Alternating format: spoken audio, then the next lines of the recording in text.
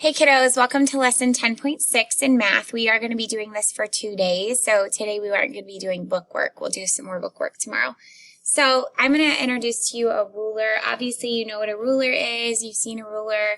A ruler is used to measure things.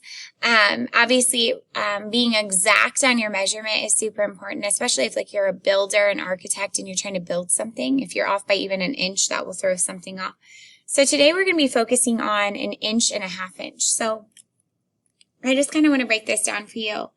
You will notice that there are 3 marks before the 1 inch, and then there are 3 marks in between the 1 inch and the 2 inch, and it does the same thing all the way through.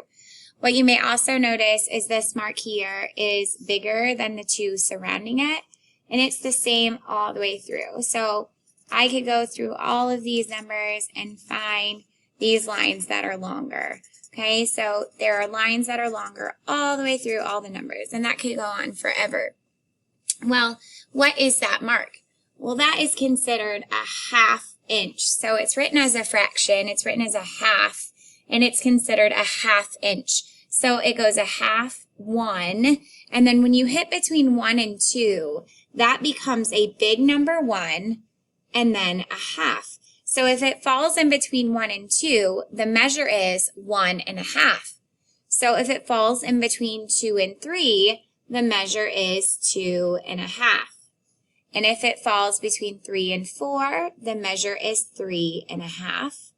And if it's between 4 and 5, the measure is 4 1/2. If the measure is between 5 and 6, it's 5 1/2. Now notice, it always goes back to the number that is the lower number. So when it was between 1 and 2, we made it 1 1/2. And when it was between 2 and 3, we made it 2 1/2. And when it was between 3 and 4, it was 3 1/2.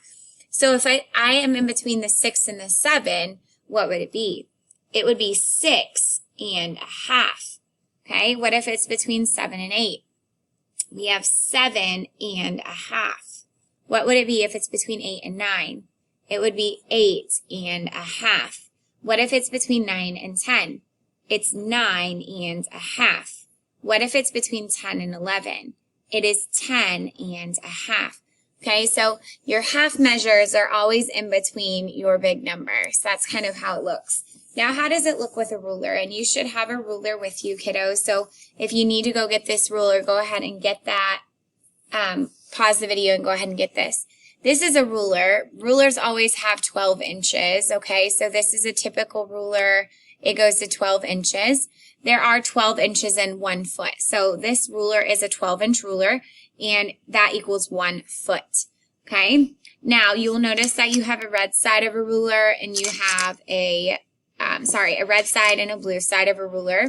Notice your blue side of your ruler says cm. That stands for centimeters, okay, on that side. And then on this side, it says mm, which stands for millimeters. We are not going to be measuring in millimeters or centimeters today, but that's how you know if you're on the right side of the ruler. If I go over here, this is my inch side of the ruler. I notice it says inches. We never use the one with all these lines. We're only going to use the one that has a lot more lines. You'll notice there it says 1/4 of an inch. That's actually marked wrong. That's not really 1/4 of an inch, and we'll talk about it. So here, the ruler always starts at 0. You need to be super cautious, though, because notice the 0 is not at the edge of the ruler. So when you're measuring, you have to make sure that you're lined up with a line, and you're not lined up with the edge of the ruler. Now, you will notice, like we talked about before on here, that those middle lines are longer. Those are your 1/2 inch marks. So right here, even though that says 1/4 inch, it's actually a 1/2 inch mark. Notice that that line is longer, okay? And that longer line is a 1/2 inch. So if it's between 0 and 1, all we write is a 1/2 inch mark. So that's a 1/2, and then notice this is in between 1 and 2. That's 1 1/2, 2 1/2, 3 1/2, 4 1/2, 5 1/2, so on and so forth. So again, those are 1/2 inch marks. Now, today we're going to be measuring to the nearest 1/2 inch. 1/2 inch from here to 1 is a 1/2 of an inch. So if I'm here, it would be a 1/2 inch. But if I'm right on the 1, then the mark is 1. Or if I'm closer to this line, it's 1.5. Or if I'm closer to the 2, it's 2. So 2, 2.5, 3, 3.5, 4, 4.5, 5, 5.5, 6. Those are the measures we're going to be using today. It either has to be a half or a whole. So your answer choices today could be a half, 1, 1.5, 2, 2.5, 3, 3.5, 4, 4.5, 5, and so on. So when we're measuring to the nearest ½ inch, kiddos, it could be any of those. All right, in your packets, you should have a paper that says 10.6 day 1. It just says day 1. It does not say the word assessment. Could you please get out 10.6 day 1? You also need your ruler. All right, let's go ahead and read the directions. It says measure to the nearest ½ inch. So we're using the ½ inch marks. Remember, that could be a half, 1, 1.5, 2, 2.5, 3, any of those things. So what I'm going to do is I'm going to take my ruler and I'm going to line my ruler up to the edge of that line. Now notice, I have to line it up with a 0. I cannot line it up with the end of the ruler. Otherwise, I'm not going to get the right measurement. I have to line it up to the 0. So now let's look at our measure. This is a ½ inch mark. Is it at the half?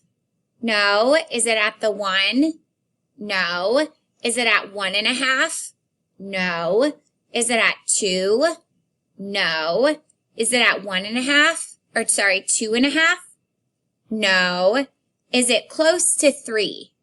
Yeah, it's closer to 3 than it is to 2.5. So my measure is 3. I must write 3. But in measurement, I must have a label.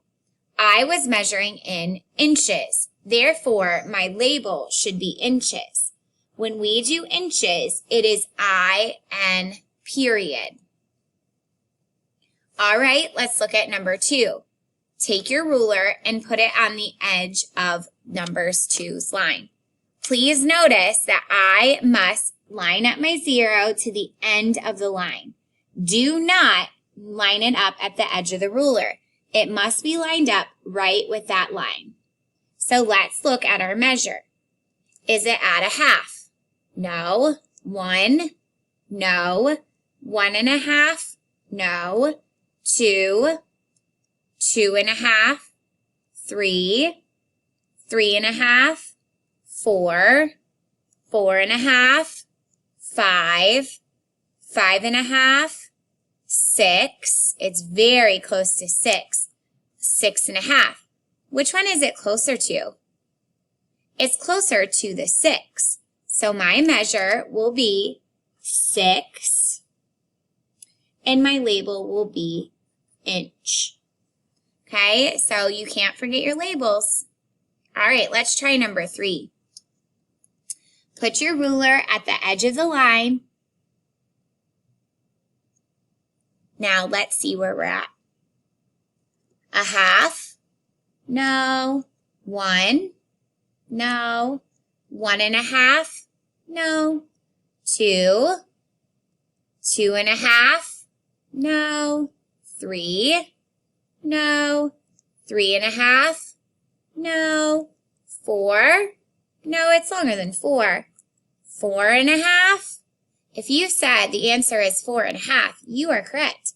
It is closer to the 4.5 mark than it is to the 4. So how do we write 4.5? Well, you write a big number 4, and then you write 1 over 2 like we learned in fractions. 4.5. And I must label that with the word inch. All right, kiddos, let's go ahead and try number 4. Make sure that your 0 is lined up with the edge. All right, what is that closest to? ½ inch? No. 1? It's close, but it's closer to 1.5. So how do I mark 1.5? I mark it 1.5 inch. All right, kiddos, let's go ahead and try number 5. Put your ruler at the edge of the line. All right, let's go ahead and see. Half, no, 1, 1.5, 2, 2.5, 3, 3.5, 4, 4.5, 5, 5.5, 6, 6.5. It's very close to 6.5. So how do I write that? I write 6.5 inch. All right, kiddos, let's try the next one. Line it up. What is that measure? Well, let's look. A half. Even though this says a fourth, kiddos, that is incorrect. We'll learn about that tomorrow.